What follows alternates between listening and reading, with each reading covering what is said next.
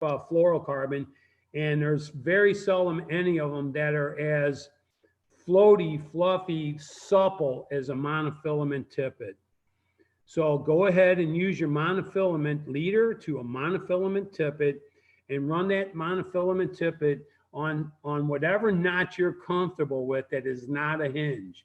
A surgeon's knot, whatever makes you happy, because that is something you're going to be cutting and changing.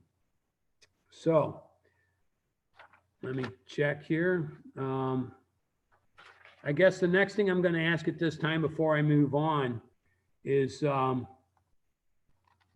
you have any questions through the chat mode? I kind of posted it up.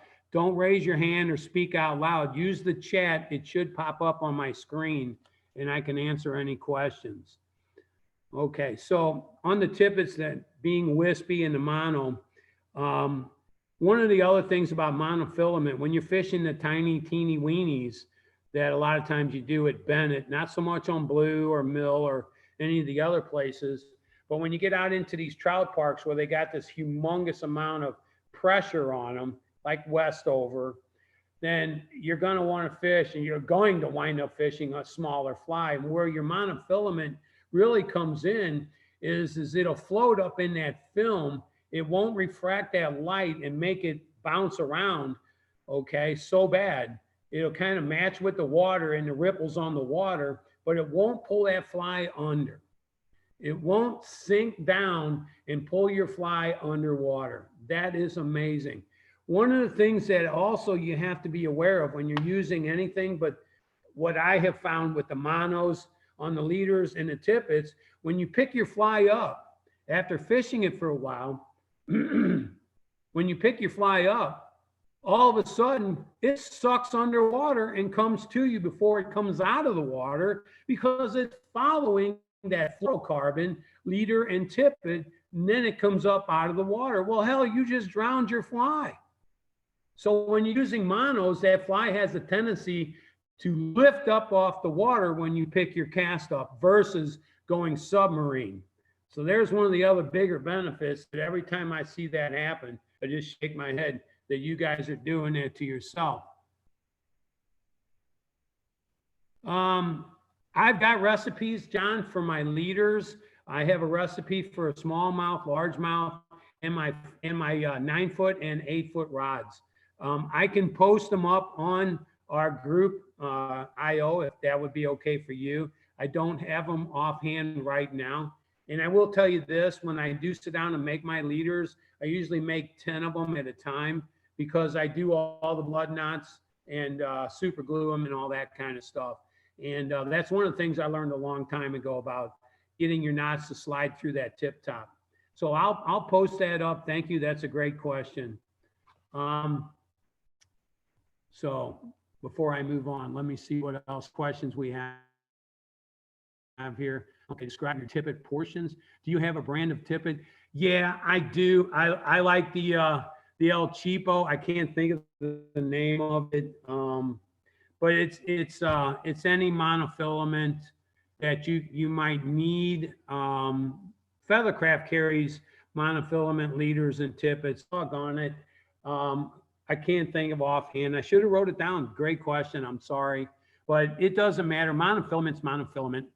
Describe your recipe for a 9-foot. Okay, guys, I will do that for the, like I said, for the leaders on our group website, or not website, but Yahoo group. So back to that. Now, the next thing I'm going to talk about is knots. Knots are like casting. Everybody here knows how to tie a knot. I swear, you guys, I can take you out, and everyone's got 15 different knots you can probably show me. What knot you need? One. That's it. Because you're tying your leader to your fly line at home. You're not doing it there. You're tying your tippet to your leader. Okay, there's your first knot. And what's the most important knot is the tippet of the fly. Everybody uses the clinch knot. Everybody uses all these other knots. I have preached the turtle knot. It is my number one and only dry fly knot. I started tying it over 30 years ago.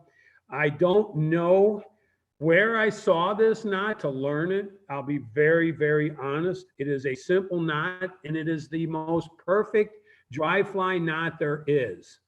And the reason for it, and that is, we all know what it is to clinch a knot down on the eye of our hook and have it snag up some hackle off the end of that catskill pattern or anything else, and we can't get it undone. And now your hackle from your wonderful, beautiful 2 hours you spent tying that dry fly is snaggled all up inside that knot, and you can't do nothing about it other than maybe cut the hackle and hope it wasn't a lot and pull it out of the knot, or just leave it. Now you got a ugly ass fly. The turtle knot is a wonderful knot that's very easy to tie with gloves on, gentlemen, when you're fishing winter. It does not use a lot of tippet. In other words, there's a lot of knots that I see guys tie that by the time they get done tying, they cut off 8 inches of tippet. Well, hell, if you're starting out with 18 inches off your leader, you're done. You get one fly change. With the turtle knot, you don't need that much tippet to tie it on. And then finally, like I said, when you snaggle up hackle with a turtle knot, all you have to do is grab the tag end of the turtle knot, pull it back, loosen up the slip knot, pull your hackle out, cinch the turtle knot back down, and then cut your tag. It's a very, very small knot. There's another knot that I used to use called the Midge knot from a book called Midge Magic. That was a great knot. It's almost exactly the same. I actually left the turtle knot, went to the Midge knot, but then came back to the turtle knot because the Midge knot failed me a couple of times. So I stayed away from it and I still have to this day. You can go on YouTube and see it. I've got a piece of rope here. I'm going to show you the turtle knot really quick. If you can see this, I'm going to take this right here, represents my hook. This is what's great about it. You got your fly rod tucked up underneath your arm. You got 2 hands. You got your fly, never put it in your mouth because I've ate them before. Slide your fly down your line and let it go. So now you still have 2 hands.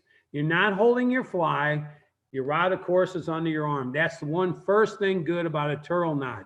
You take that tag in, grab it, hold it. So you get, this is your tippet. So you take it, you hold it, and you roll it one time. And now I want to show you, you can't, it's on my side, the cross right here. And I'm going to take it.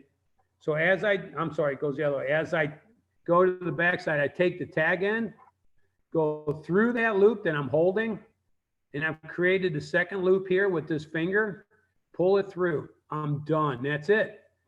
Then you slide this through. So let me do it again. So I can do this with gloves on.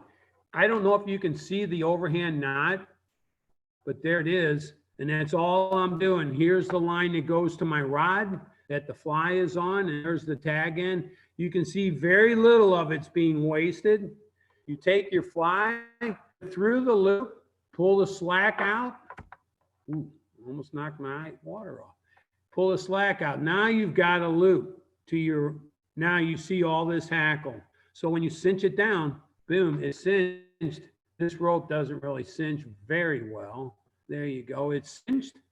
I've created a hackle knurl in here. Grab your tag in, pull it, pull your hackle out, cinch it back down. Here's the other thing. Don't cut it all the way down. You can, it's not a hold. You can nip it all the way to the bud. But if you leave like a 1/16 of an inch, about the size of your eye, you can come back when you say, hey, I want to change flies. You come back, you clip your line, okay? Then you grab that 1/16 of an inch tag end after you clip it, and this whole knot comes right off the eye. No more putting a wet fly back in your box with an old tippet still snarled to it. There's the final ingredient on the turtle knot. It was A very old knot, and I'll get to the next part of that later on in my presentation. So that's something that you need to be able to understand is what not to use on a dry fly. And I practice this knot even to this day, sitting in the TV with a rope, and I create what I've referred to in martial arts as muscle memory. Same thing I do with my casting. I tie this knot on a consistent basis sitting here at home. I recommend this to anybody. If you tie flies, you whip finish, you do it, that's practice. Why waste your time in a river or a creek fighting over how to tie or what not to tie, or why your tippet and your fly are falling apart? You should be able to tie the knot to your fly with your eyes closed in a snowstorm, and it should be absolutely perfect as if you were tying it in your lazy boy at home. So again, my suggestion is practice casting more than you ever thought you needed to until you're willing to bet money that you can put your fly 30 feet away into a 5-gallon coffee can and you can tie your knot behind your back. Enough said.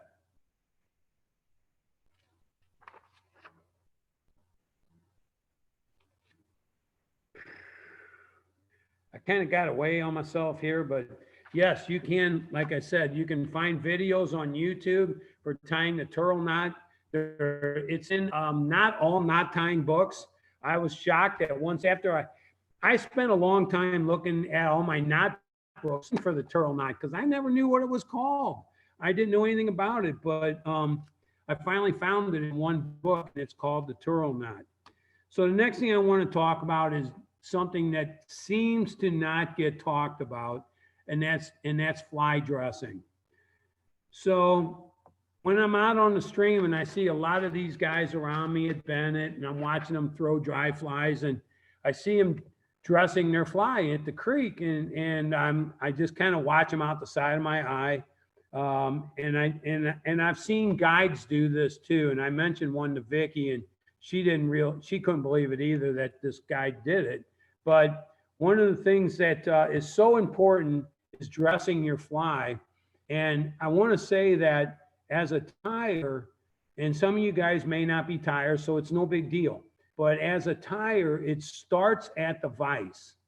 And what I mean by that is we've had many a discussion at the Fly Tires at a Long Table about materials on patterns and why they're in that pattern, why the creator of the pattern designed that pattern with that material.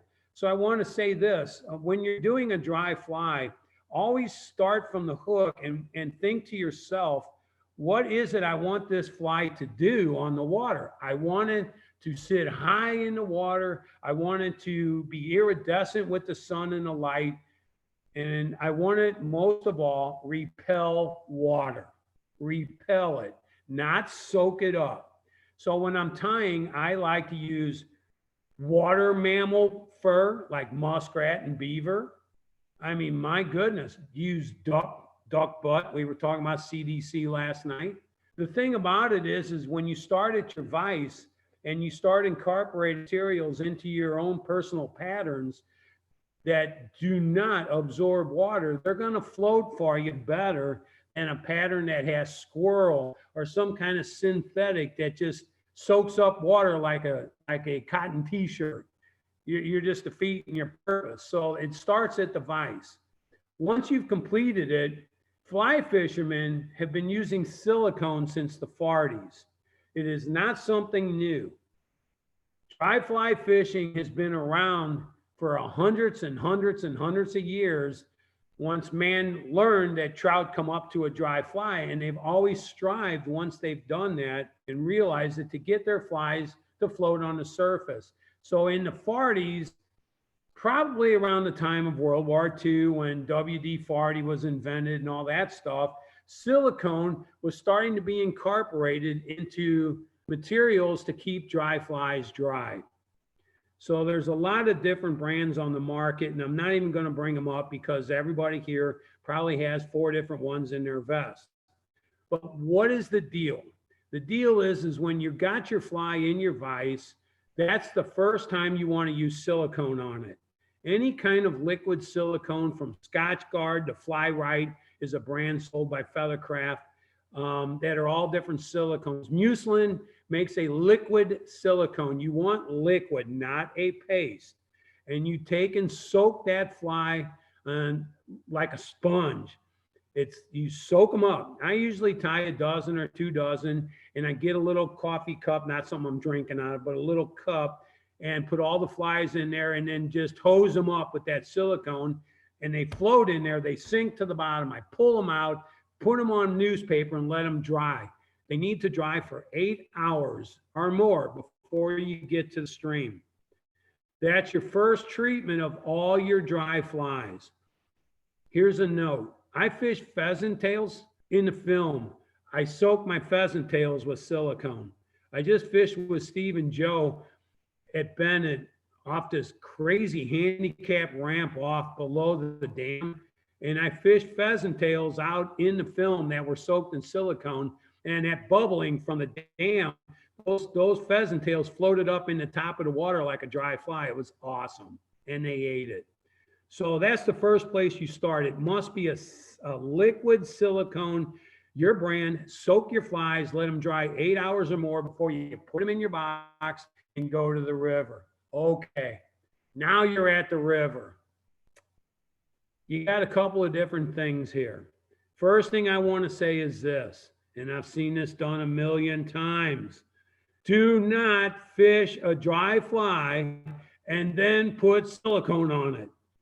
A lot of your paste that you carry in your vest, you put on your dry fly after you fished it. You put it on your dry fly after it's soaked up the whole creek. No, because it's holding the water into the fly and you're defeating your purpose. Leave the paste silicone in your vest once that fly hits the water. Now, if you've got store-bought flies, that's when you use that paste. What and how do you use that paste? And this is what I told Vicky. I've seen guys take that fly, open up that paste, and squirt it all over that fly, and then squish it in. Really? No. Take the paste, put it between your fingers, and melt it. Melt it in your fingers till it becomes liquid. Now you put it on your fly, and it goes, soaks it right up. It doesn't paste your hackle down or your wings or any of that stuff. So you put it between your fingers, rub them together until it gets wet, and then put it on your fly. You can also do that to the flies you treated at the vise with silicone. If you're going to fish some really fast water and you know them things are going to get wet, go ahead and paste them up. But again, put the paste between your fingers, rub it together till it turns liquid, and then put it on your dry fly. One of the things I do want to say on your parachutes, only do your hackle and your parachute. Do not put silicone on the body, and don't put it on the tail. Let that go into the film, because if you do that, a lot of times your parachutes may turn sideways on you. And that's ugly. You don't want them to turn sideways. You want them to lay flat in the film. And if you paste up or silicone up the body and tail, and you got a 1.5 or 2 times large hackle, it's going to possibly lay sideways on you. So to avoid that, just don't paste it up. So now you're fishing your fly. Okay. You pick the fly up. Let's say you're using fluorocarbon and that baby goes underwater in submarines for 9 feet until it comes out. Well, what do? Don't silicone it. Now you have your desiccant. There's all kinds of different desiccants out there. When do you use desiccant? Now. Now is when you use it. You chamois your fly. I carry a small one. If the fly is bad enough, I squish the water out of it. But 90% of the time, you'll hear me blowing on it. I constantly blow on it until I usually get a head rush. But I'm blow drying that fly, mainly on the hackle and the wings and tail. The body is usually, hopefully, not absorbing a lot of water. It's the hackles that I want my fly to stand up on. I blow the water out. Now I use my desiccant. I stick the fly in. I like the jars that you don't have to do anything with. If you don't have one, V-cut a notch in the top of your desiccant jar So you can drop your fly in, hold the lid down on the tippet without kinking it. It won't cut the tippet because they're plastic, but it'll kink that monofilament. Always make sure your mono goes into a V groove in the edge of that jar before you pull the lid down. Shake the hell out of your fly, pull it out, blow it off. You don't want any desiccant. 90% of the time, I'll drop the fly at my feet and I'll let that fly desiccant wash off. And this is one of the things that I laughed at. There's a company out there that sells desiccants in blue dun, white, and another color so that you can change the color of your fly with your desiccant. Really? Come on now. Desiccants leave goulash on the water, so be careful. Make sure it floats off before you cast it up. Because again, you get one cast, one time, you need everything working for you, and to go up and throw a chemical spill is ridiculous. So now you've siliconed it, you've used your desiccant. One of the things when I need to say this, rubbing the mucilin or anything between your fingers, do not get it on your tippet or leader.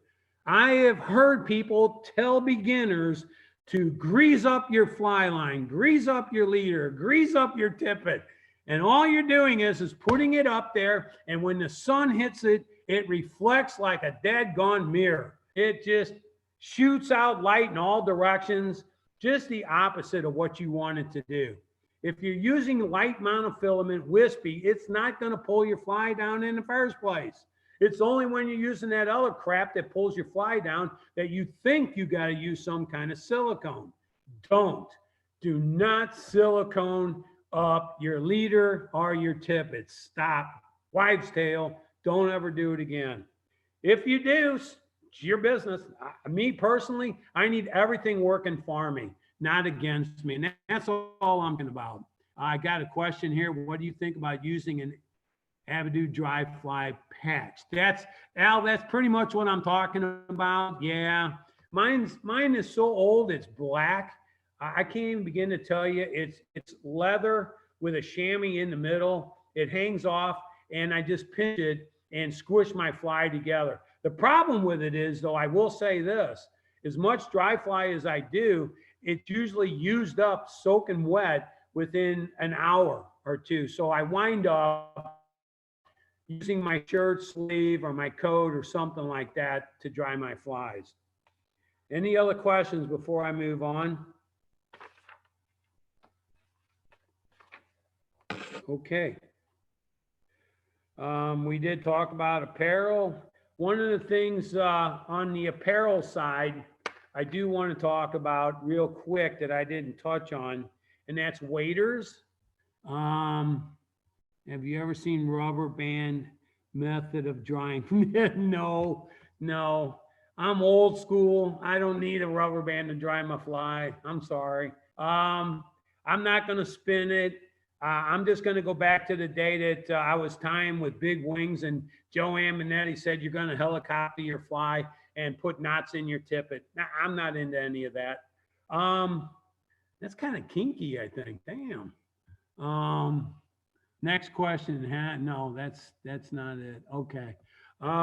Back to the apparel. So we're talking about apparel, and let's talk about small creek fishing, Blue Springs, Mill Creek, even the Ruby Doo, not so much the Ruby Doo. Couple of these smaller creeks, when most of the time you guys are going to fish them in the summertime when it's hot, and you're thinking, hey man, I'm going to wear swim trunks and I'm going to go to the creek and wet wade. Well, that's a great thing, provided you stay out of the bush. Well, good luck with that.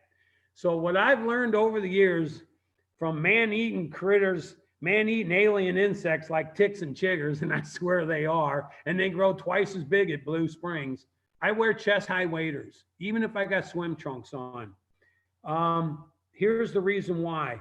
I walk through the brush. 99% of the time, I'm never in the water, unless I actually know I'm going to have to be.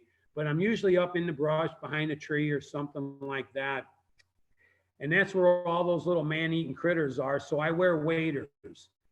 And I use DEET, which is the most powerful, deep wood spray that you can use. The problem with DEET is do not get it on your breathable waders. So you want to DEET up before you put your waders on, and never get DEET anywhere near your fly line. It will eat up that polypropylene or whatever it's made from, plastic coating, and it'll eventually just not even, it will hardly work through the guides and all the rest. So DEET is a wonderful thing for fishing in the creeks, but don't get it on any of your equipment. I usually carry a paste now. It's made by, oh my goodness, it's green. I think it's made by 3M, or it's in a brown tube by Sims. I like this paste. It works really good. I learned about it. I actually started using it up in Michigan on the Asable for those little black bugs and stuff. You wipe it on your forehead, your ears, around your hat, your face, and your hands and everything, and you don't have to spray it on anything. It's a wonderful, wonderful treatment for down here on these smaller creeks when you're dry fly fishing. You don't want to be thinking about swatting bugs right at the moment, because I have literally jumped and spooked the fish I was about to cast to. So that's one of the things that I definitely wanted to talk about. And also, when I'm fishing small creeks, I wear waders out, and I do that because I'm on my knees or my ass all the time. So my wife has used knee pads when she scrubs our hardwood floors. I've transferred some of her knee pads to my waders. They work great. The hard plastic ones I've tried that they use in hockey, but they absorb water. Don't use those. And don't put them on your knees and then put your waders on. Put them on your waders, because when you put them on your knees, they just really make a hard surface on your waders when you kneel in rocks and you puncture your waders. That's it actually on that part of it. And this has everything to do with dry fly. If you're going to throw a pheasant tail, you can walk up to the top of that creek, throw that pheasant tail down, let the current take it, strip it back, and stand there. Just stand there and catch fish. So I've got one more thing before I move on to the next category, and I don't know how much time I've got. And this is my log. This right here, it is something I've carried for a long time, and this is the most important thing to a dry fly fisherman than gossip from his buddies or at the fly shop. This is my fly fishing journal, and I don't know if you can see it or not, but the dates, the time, the location. This goes back to July 27, Merrimack highs. It gives the location, all the fish that I caught, what I caught them on, and how I caught them, what time of day I caught them. And if you notice, it says largemouth, largemouth. So I keep a log of trout. I keep a log of my Blue Springs adventures.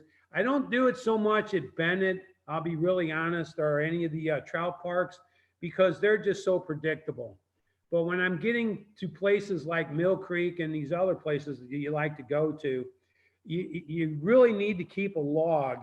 And I'm going to say this, the log is what you will refer back to as your hatch chart. You can go on the internet and you can pull up hatch charts that are, from our area or anything like that. Wayne Simpson posted up a beautiful hatch chart from years of his experience of note keeping, I assume, on Bennett Springs.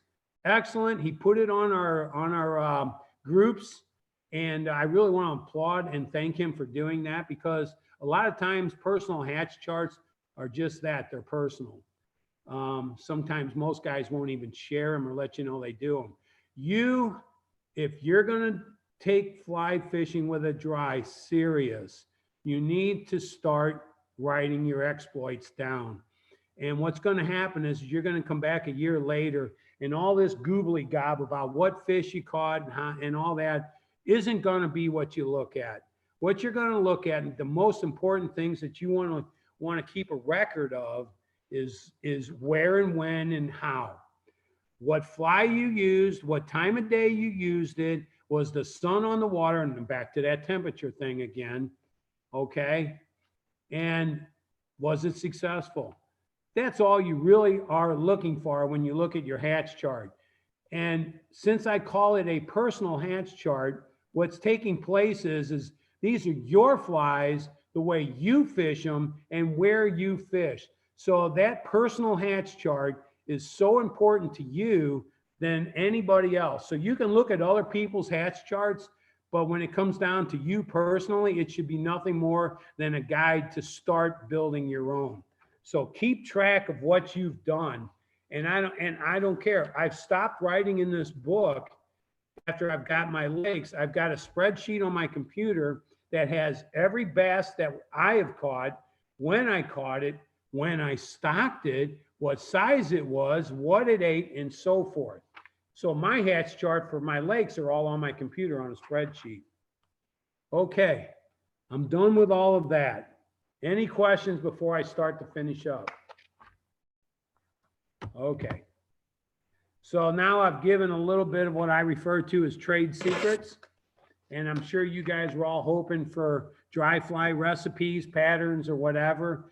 We have major discussions on the fly tire at the long table. Please join us. And that is one of the places we talk a hell of a lot about dry flies. So what I'm going to now address is, why are you wanting to dry fly? It's the whole frame of mind to dry flying and why it's the subject and that of what I'm doing. And I want you to ask yourself a couple of questions. Here's the first one. Are you dry fly fishing just because you're guessing that the fish will eat it? Or are you fishing it dry because someone told you to? Are you fishing it dry because you think your buddies are going to think you're cool? Hey, I'm a dry fly fisherman. Or, I got to smile. Or are you fishing it dry because you want to enjoy your sport of fly fishing to its fullest, making it a true sport and not just a meat lover's fest? You've evolved, in my opinion, from the meat fisherman to not having to fish for size or quantity. If you don't find yourself always bragging on your catch, you may be on your way to becoming what I'm going to call a traditionalist. You now only fish with the dry because you have found that you're a traditionalist, and sometimes referred to as a purist by those that don't understand. And buddy, I've been called worse than that.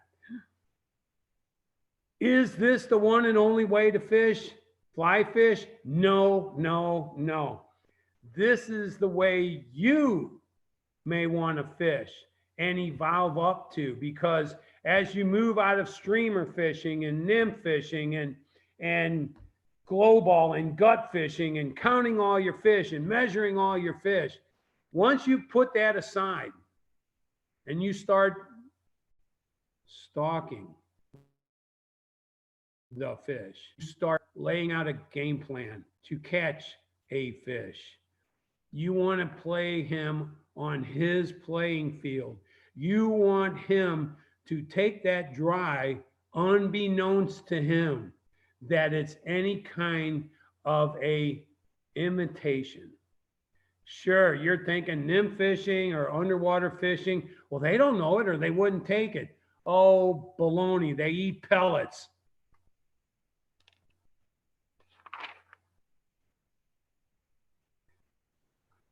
Have I chased anybody off yet?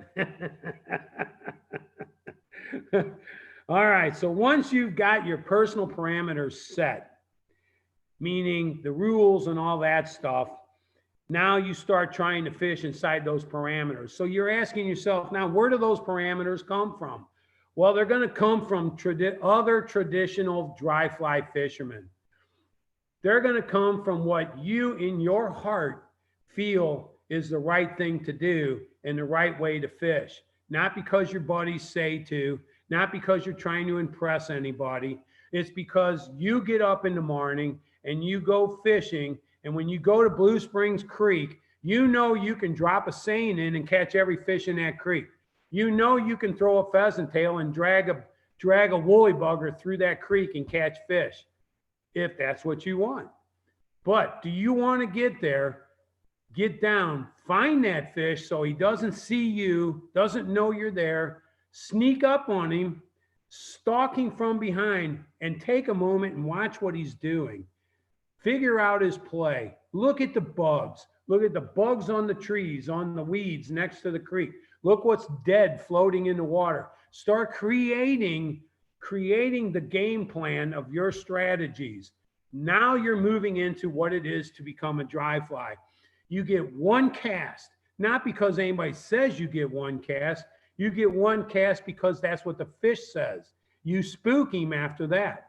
So now you're moving into the dry fly theories. So now what I'm going to suggest is start taking some time while you're practicing your casting, while you're practicing your knots, tying your beautifully tied dry flies, and they're soaking in silicone, and you got all your leaders and tippets done. Start reading. Enhance your mind. Understand where a lot of this stuff comes from. And that's kind of where I'm going to end on tonight. I'm going to start talking a little bit about how I was influenced, and I'm hoping maybe you might take me up on it and move in from there. And I was influenced, and I didn't know what traditionalist or purist or super purist are. I just kind of made my own parameters and laws about what it was to fly fish. And then the more I stayed within those laws that I set upon myself and caught my fish the way I wanted to catch them, I found out I started to become what you guys call a traditionalist. So with that said, Frederick Halford, and I'm sure you guys have all heard of Frederick Halford. He's a British guy who pretty much set the laws and the rules down for dry fly fishing. He's been referred to as the modern day dry fly man, to the creator. He is not. He is not. All he did was write a book on tying dry flies and dressing them, his first book, then his second book, which is the one I recommend. If you're going to start reading about dry fly fishing itself and how it evolved into what it is today, start off with reading Halford's second book, and it's the dry fly fishing in theory and practice. That's the name of the book. I don't think you're going to be able to buy it, but you can go online and download it and read it. And I'm going to read one paragraph because everybody has this idea of a traditionalist only cast upstream to a rising fish with the sun over his left shoulder. Stop. Halford writes, and I quote, "To define the circumstances specifically suited to the dry fly is not difficult. When a fish is seen to be feeding on the surface, when the angler can assert the species of an insect on which the fish is feeding, then can imitate it. Then he can imitate it." You kind of got to read through this. Then he can imitate it when he can present the imitation to the fish in its natural position and following precisely the course taken by the insect. And when he can carry out all these conditions at the first cast, so as to delude the fish before he has any suspicion of being fished for, the rising and the hooking of the most weary trout or grayling is almost a foregone conclusion for the dry fly fisherman. That's on page 38 of Dry Fly Fishing in Theory and Practice. There's nothing about the sun over your left shoulder. There's nothing about that fish actually having to only rise, because he goes on to say that's the traditionalist, or the purist is now a guy who will make that fish rise who is not rising. But that is Halford's words. And then I'm going to touch on one more thing, and this is crazy. I'm going to go back to the knot real quick. The Turl knot, which I said is the greatest dry fly knot there ever was. Please learn it and practice it. I'm going back through Halford's book, just kind of refreshing my mind on everything that I'm talking about tonight. Page 30 of Halford's book, second book, is the original Turrell knot. Major Turrell, that's the man who invented it, a British. Major Turrell's knot is in Halford's book on page 30 as the dry fly knot to use. Holy crap, I almost fell off my chair. So I'm sorry, I had to brag on that one. All right, so Halford, like I said, he come up with the fact that size doesn't matter. It's all about how you fish to that fish and outsmarting that fish. Doesn't matter how many fish there are, and it doesn't matter what size, how many fish you catch or what size that fish is. It's how you go about it. And that's where the dry fly fisherman starts setting his own parameters. The second guy that I also want to talk about are now moving across the river, and we're into America. Now, this is us. And these are two American dry fly traditionalists. One's named Theodore Gordon, and I'm sure you guys have heard of him, and George LeBranch. Those two guys have influenced dry fly in America more than anybody else. And both of them have been influenced by Halford. Theodore Gordon actually corresponded with Halford quite a few times. And Theodore Gordon here in America went over to England along with George LeBranch, both of them did, and fished over there and got to know other people like Skewies. LeBranch and Skewies became good buddies. Skewies and Halford kind of went out at odds at each other because one was for underwater and one was not. But anyway, Theodore Gordon never really wrote a book to say on dry fly itself. Theodore Gordon was more known for his dry fly patterns, which is what came up again the other night. And that is the English people were tying a lot of their dry flies with softer hackles, and they weren't using anything hard like we use today. So when Gordon started having to fish these faster, choppier waters over in America, he stopped using and started designing his own dry fly patterns, which are now today known as catskill. He's using very stiff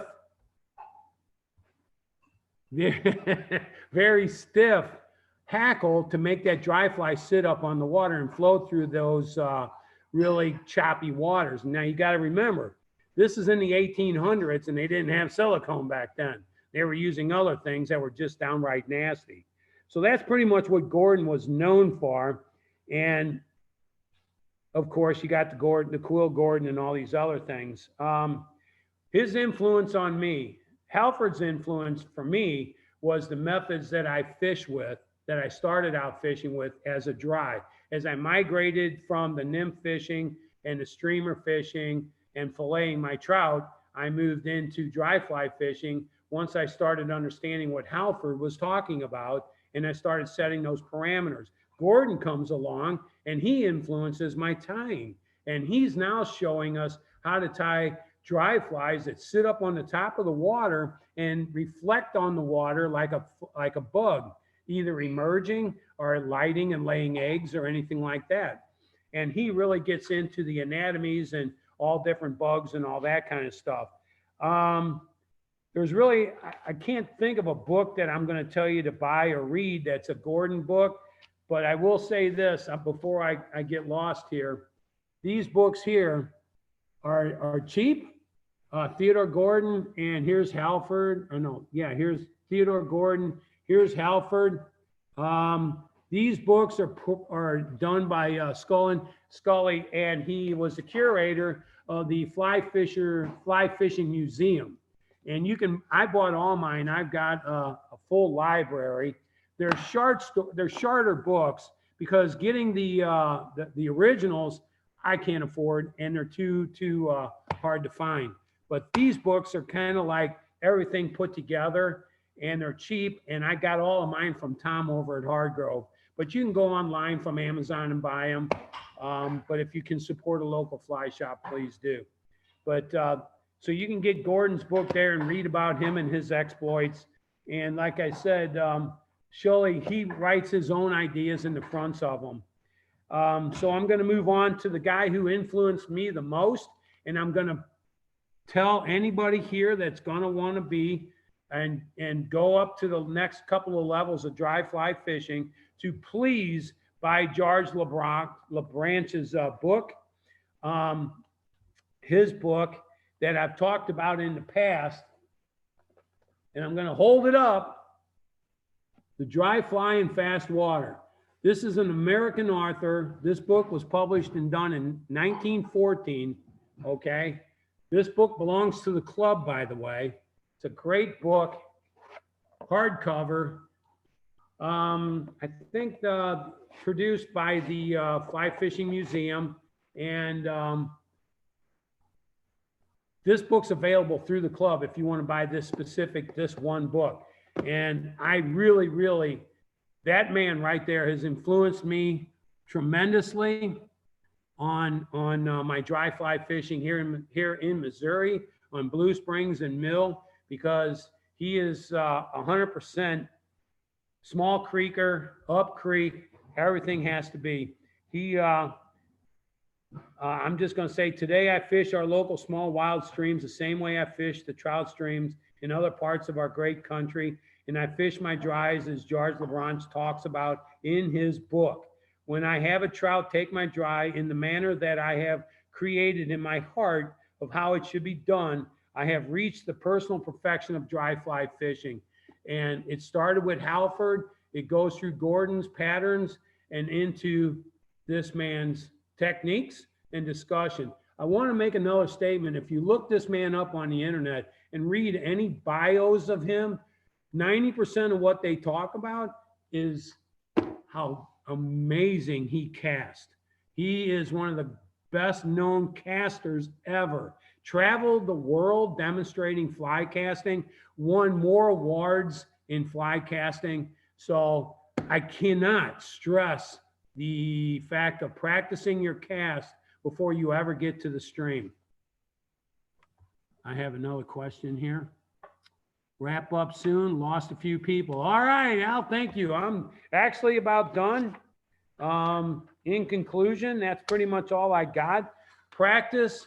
Oh, I'm going to end with practice makes, well, permanent. Yeah, I'm going to try and say it in a nice way. Practice makes permanence. So if you're practicing wrong, you're practicing wrong. Practice correctly, and practice will make perfection. The way you practice perfectly is get a CCI to help you. This club has a ton of CCIs as members. Reach out to one of them. They're in our membership book. Not that you cannot cast. My God, everybody here can cast.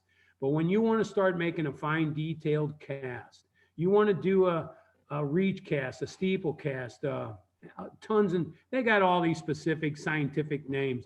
But if you want to learn how to get your fly where you need to get it to, then please contact a CCI. That's why they went through the classes and became that, to help you learn to cast better.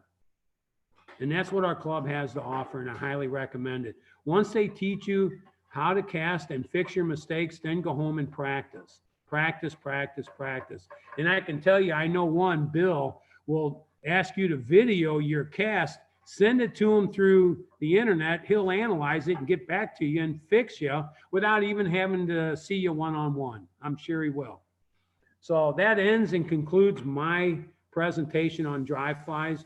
Please join us on Fly Tires, and we'll talk more about patterns, where to use them, how to tie them, and anything else you want to talk about. Thank you. We have another question here in the chat. Okay, I'm sorry it didn't pop up. Practice, patience makes perfect. Perfect. Oh, I'm sorry. Perfect practice makes perfect. Yeah, but like I said, if you're not practicing right, it doesn't make it correct. One before that. Oh, Steve, suggestions to help see tiny dries on the water. Do you ever use a second fly as an indicator? Sure, Steve, I've done that in the past. I've kind of gotten away from it.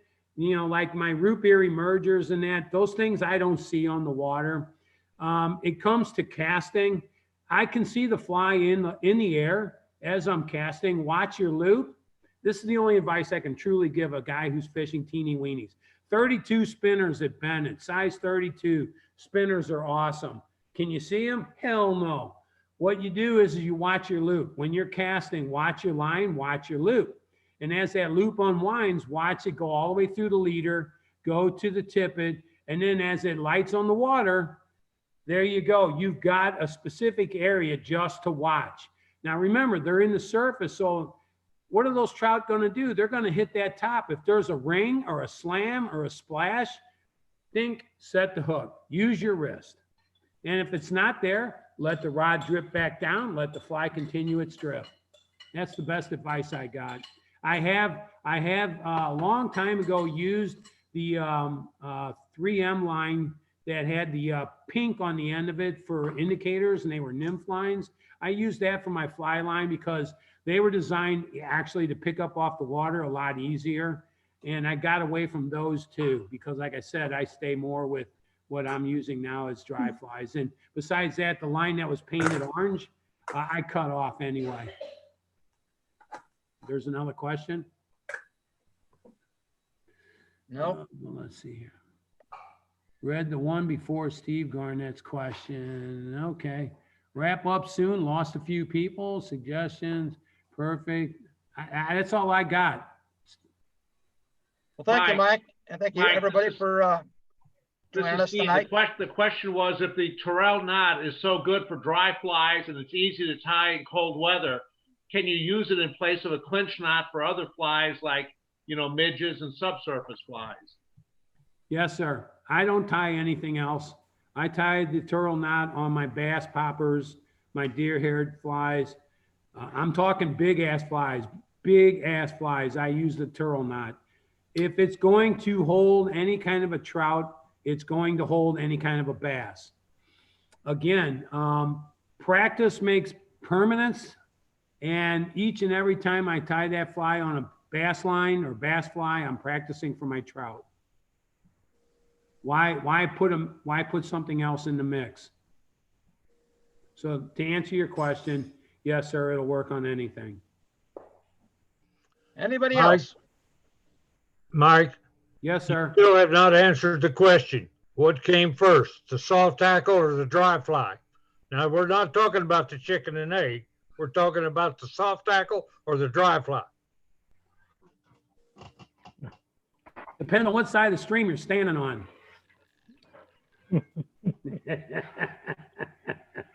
I don't have an answer for that. I'm sure all these subsurface flies and bugs and patterns were all being used long before a dry fly. It wasn't until they realized that trout will take something off the surface. Cavemen were probably using dry flies.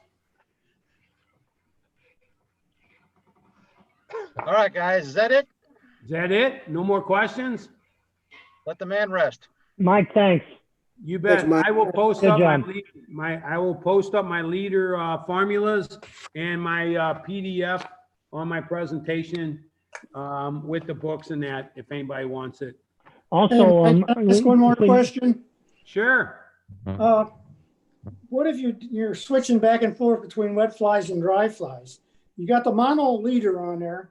Do you just leave it on there for wet fly fishing? Sure. Why not? I don't use anything else. I'll fish nymphs. I'm not proud. Well, I was wondering about, you keep sacrificing your fly line every time you have to tie on a new leader, don't you? Well, I don't change leaders that often, to be honest. I probably Okay. change them once a year. Oh, wow. Okay.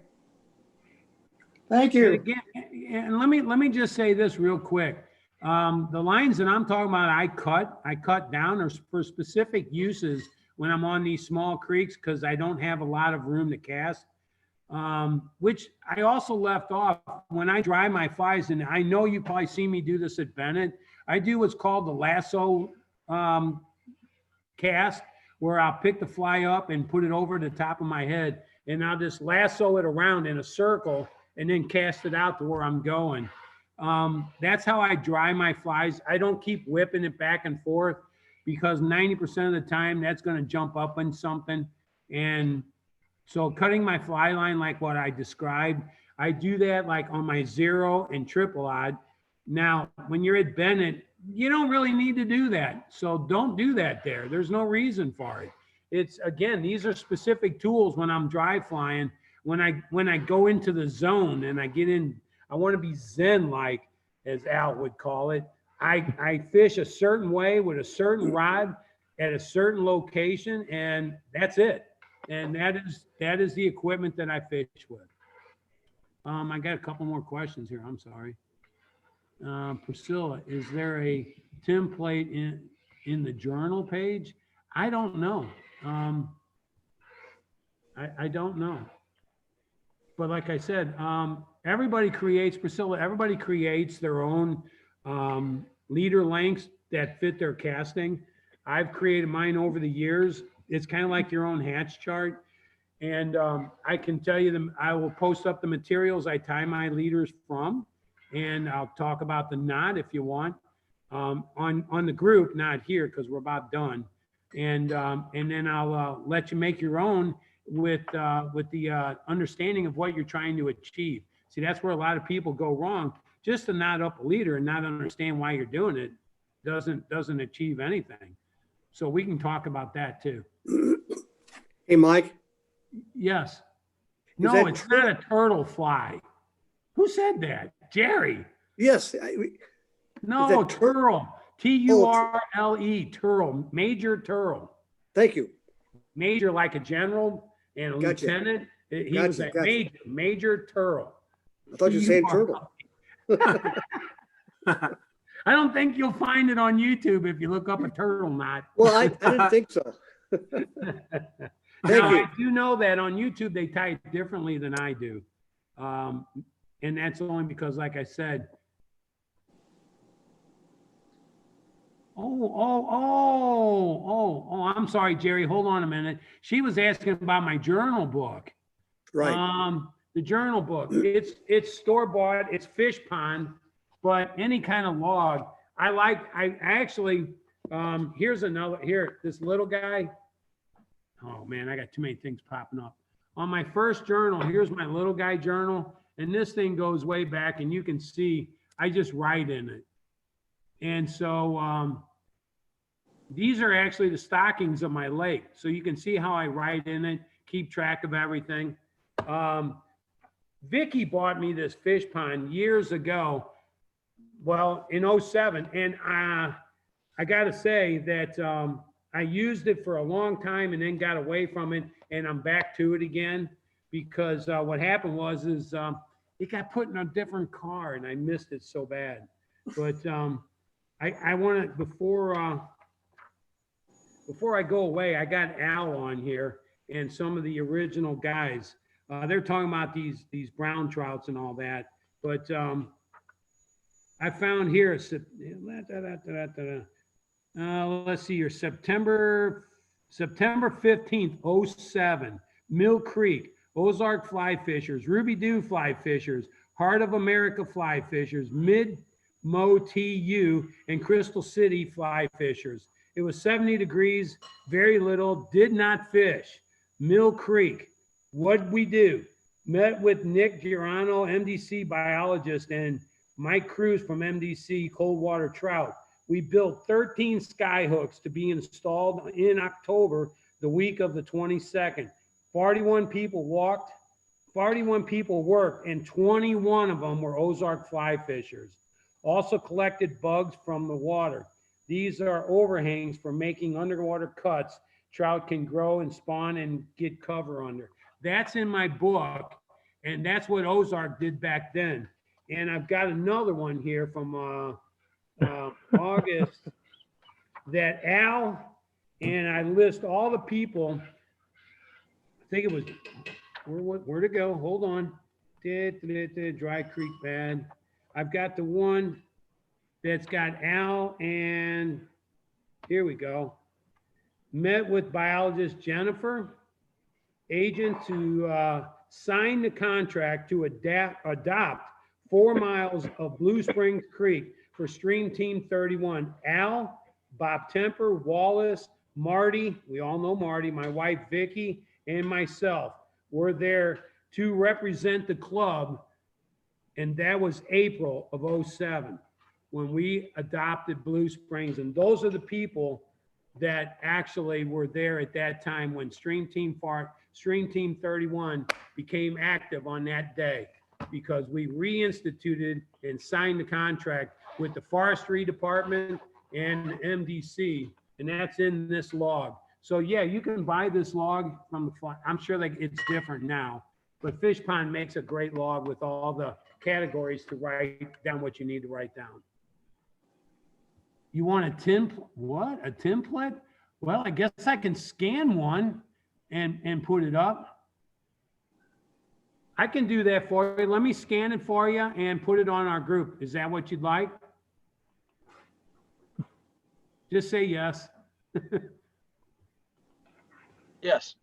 Okay, I will do that. Everybody can have one. But that's a very important tool, let me tell you. And Wayne, I'm sure, can tell you. So I'm done. I'll take any more questions. I like talking dry fly. Please read those books.